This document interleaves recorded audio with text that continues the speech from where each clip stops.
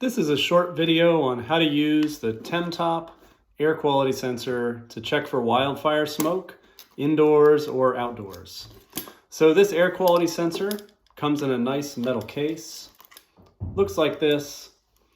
It's a USB rechargeable unit. So there should be a USB cable in here in the case.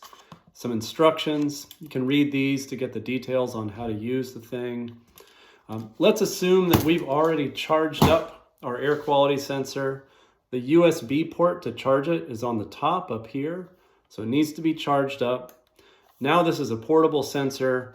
I can turn it on with this round white button in the middle. Hold it down for a few seconds until the unit starts booting up. So we're going to wait just a minute while this thing boots up. There's a little notice letting us know what details we need to know about this unit. And now we get to a menu screen where we're able to pick what exactly we want to measure with our air quality sensor at this time. The choices on top, PM 2.5, that's wildfire smoke. Wildfire smoke has a lot of particulate matter, small particulate matter in it. Next, we can scroll down.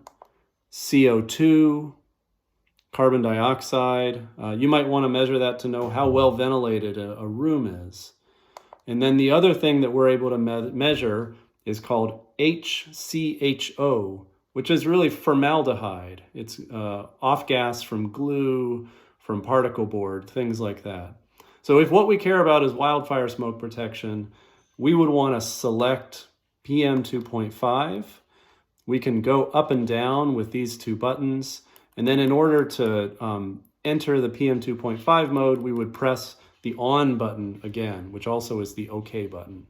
So I'm on PM 2.5, press OK, and we can get our readings. We can see the PM 2.5 level on top. Right now it's 6.3 micrograms per cubic meter. That's really good. That's clean air. PM10 is now 8.3.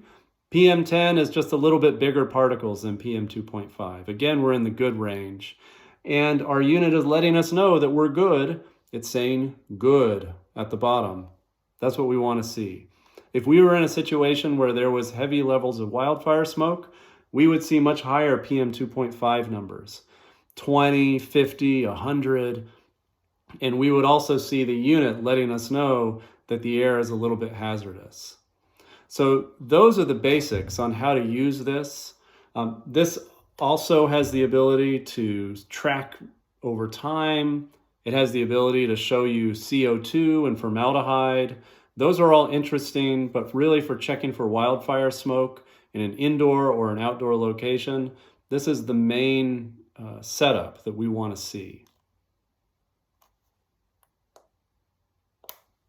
That's all.